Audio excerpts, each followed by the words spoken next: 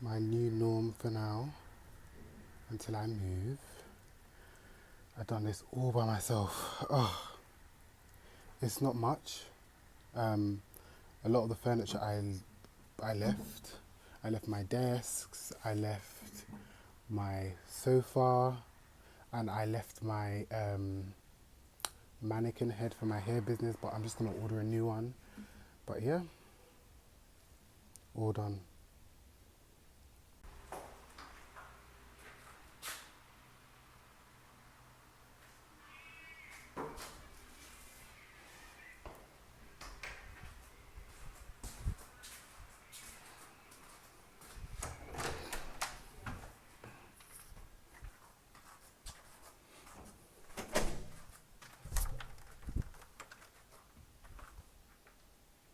The last 3 months have been hell, and my independent adulthood has been tested to limits that I could never even imagine that they would be tested at.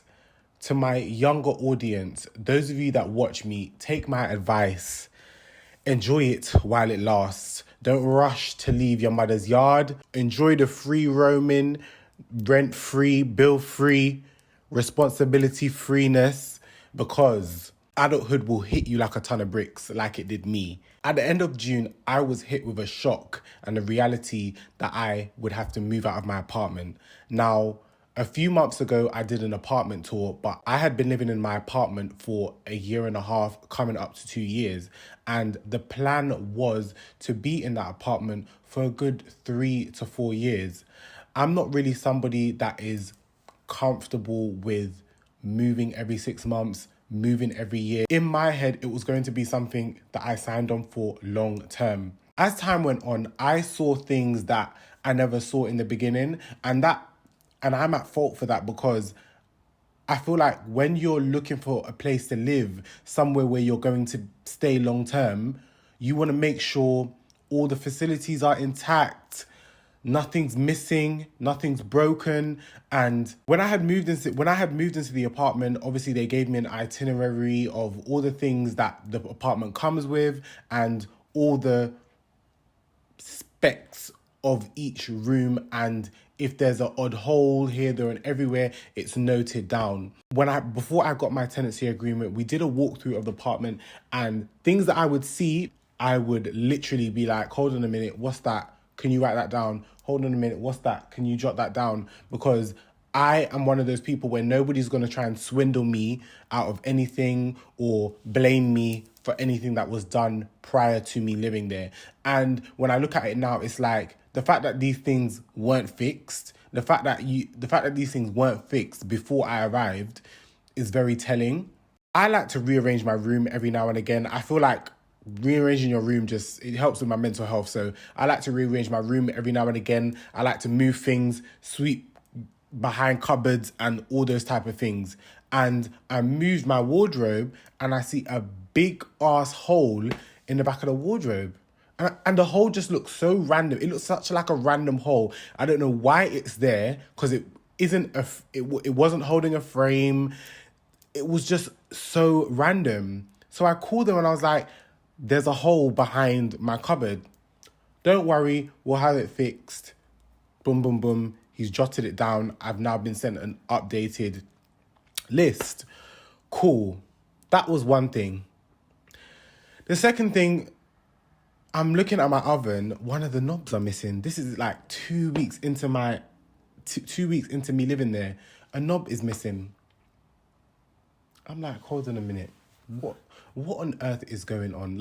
But I'm trying to stay as optimistic as possible, because even though I talk to my mum about things, I never want somebody to tell me I told you so, or I never want somebody to tell me that I rushed into something, because for me, it took a while for me to actually find an apartment that I liked.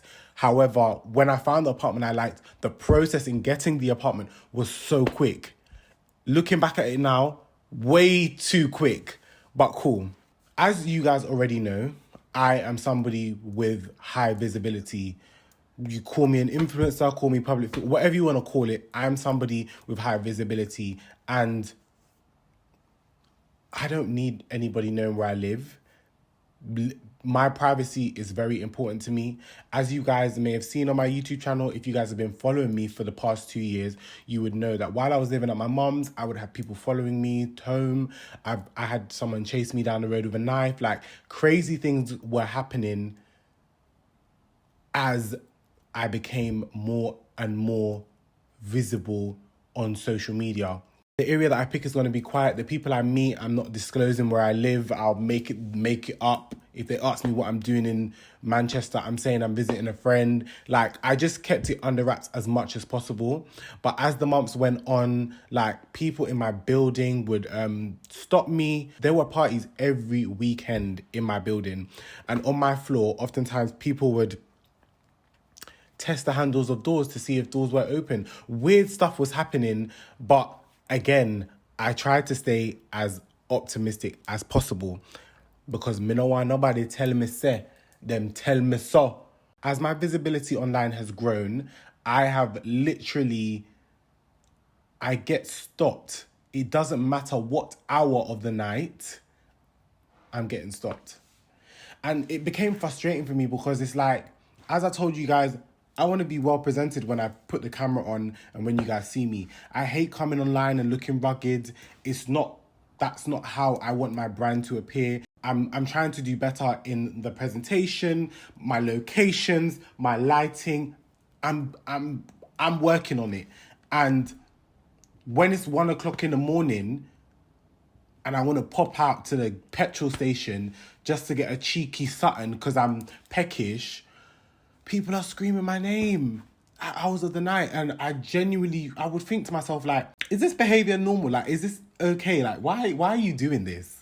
Like, but obviously I don't want to be disrespectful because some people support you and they're just shocked to see you. So I'm just like, hi, da, da, da. But it just is really overwhelming, especially at those late hours when I'm looking a mess, when I'm not trying to be seen, and you could be anyone. So those things were happening as well. I appeared on the BBC documentary called Beauty and the Bleach. If you haven't watched it, I'll attach the link in the description box below so you can watch it. And I wasn't aware that my building was filmed for the documentary. My building, the outside of my apartment, I was not aware of this. So it is important to go over the release form when you are filming such content in the comfort of your own home, because that alone exposed where I live, made me feel so paranoid and unsafe. And just, I don't know if these were all signs to say, you know what, it's time for you to move, but I genuinely was fighting it. I was fighting it to a point where I just became really depressed. And I was spending a lot of time in London. I would spend 2 months at my mum's house and my mum's thinking, when are you going home? Like, why are you here? Like, you have a whole apartment, like, where you can do whatever you want and you just want to be here locked up in a room. And I'm like, when you look at an advert of an apartment and you hear concierge, you're like, yes, security, nobody's going to trouble you, nothing's going to go missing. The garage to enter the car park underneath my building has been broken for about a year. People don't even need to walk through concierge to get into the building. People in my building lost their fobs and didn't even feel the need to order new fobs because they can just walk downstairs and get in the lift and come up into their apartment. The man that was working in concierge, I would find him on the stairs going down to the car park on his phone playing games. I'd come from a night out. He's sitting outside smoking with the other residents. You're leaving a box by the door so that anyone could just walk in while you gallivant and run around the building. Sometimes you've even gone down the road to buy food, and like, all these things were happening. And I got so angry at one point. I made complaints to my building. I made multiple complaints to my building about the lack of security and safety that I was feeling, but I wasn't being heard. but I pushed through. I said to myself, I don't want to be one of them people. I just had in my head, I don't want to be one of them people that are moving every 5 minutes. I don't want to be one of them people that nana yard and don't have nowhere to live. I don't want to be one of those people. I don't want to be one of those people that come across unstable.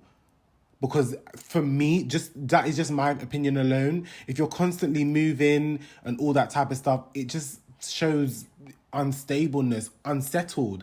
And I will always choose being settled than having to move after every inconvenience. And I genuinely loved my apartment. For the money that I was spending, I had so much space. So much space. I went to Miami in May. And after that trip, I said to myself, it's time for me to move.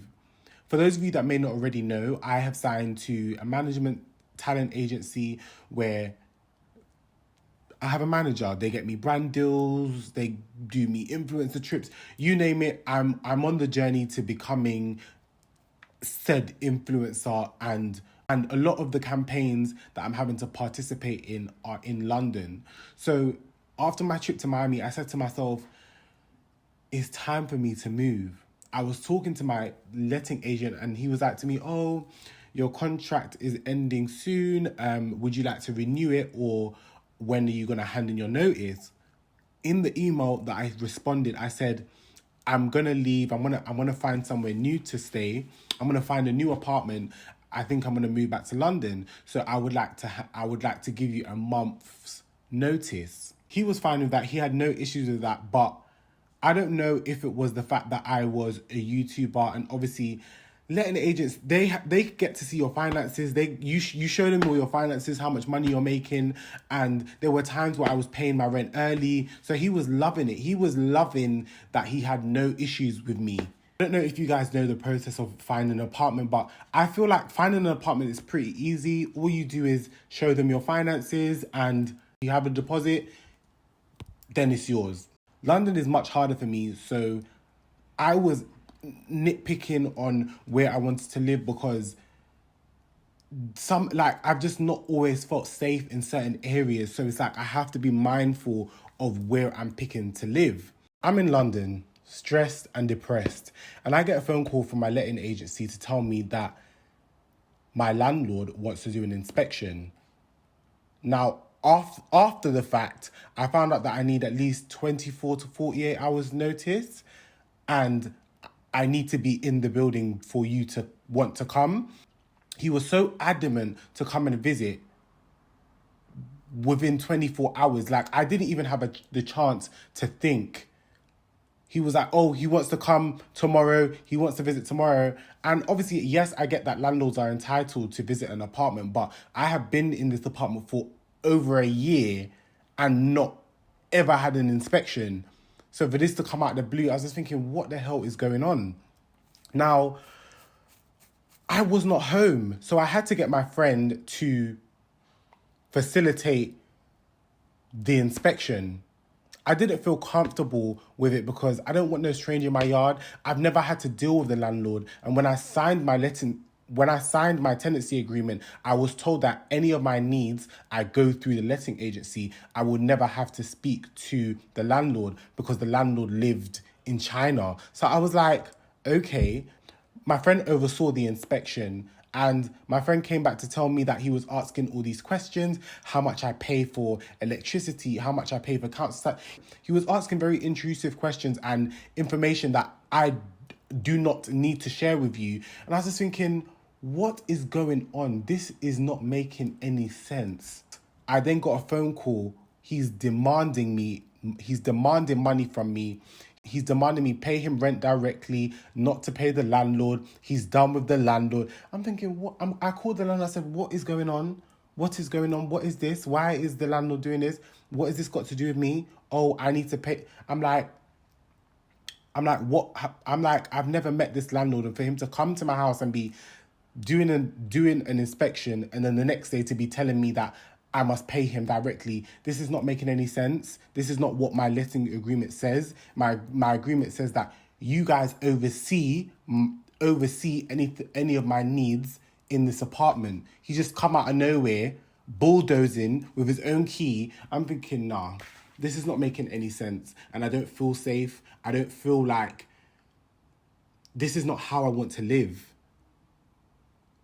I then later find out that, which the landlord has every right to feel this way, but I later find out that my landlord is pocketing my rent money that I've been paying him for the past year and a half. And that the landlord is done with him. A new man came out of nowhere and started to oversee what was going on with me. And I'm thinking, I don't know you from nowhere. How can you just call me and be telling me, okay, I'm going to be dealing with this, such and such and such, and I'm just meant to take that? 3 months ago, I packed up my shit and I said to myself, I'm coming out of here. I'm not dealing with this. I said, I'm not paying a penny more in this apartment. I will leave today. Hey, oh, but your tenancy isn't up until... I said, ask my letting agent, the guy that you lot no longer fuck with and that you lot don't trust. He will tell you that I gave my notice. And this is a perfect cue for me to leave. They're asking me for 2 extra months worth of rent. They even put my council tax bill up until August. Bearing in mind I left in June. They told the council tax. They told the council that I'd been living there till August. These people are crooks. I said, I'm not dealing with this. And this is a sign that I need to leave. This is the sign that I need to go. I packed my stuff, put them in Ubers, 3 Ubers, and brought it to storage. And my stuff has been in storage ever since, while I've been looking for a new apartment.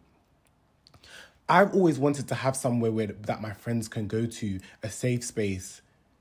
The past month or two, like, my friends have needed favors, my friends need somewhere to stay, and I've got nowhere that they can come to. And I've been in positions where I've not, even though I have parents, I've been in positions where I not had nowhere to stay. I've not had no comfort escape. And the fact that I can't do that for my friends because of this, the home that I had was a home for my friends as well. My friends would come up and spend weeks with me, and we would go out, we'll have fun. Like, my door was open to all my friends, and they used that opportunity as much as they could. And the position that I'm in now, I genuinely feel like I can't do that. And it hurts me. All this bullshit has really had me down. And I've been in a fucked up situation. Fucked up. And you lot might think, oh, you got parents, why don't you just go back to your mum's house? I don't want to do that. I'm sorry. Like, I'm a grown-ass man and I want to live on my own. I want my friends to come over and be free to come in a mindfuck, and it's not been easy. My camera battery's dead. I don't have the fucking charge.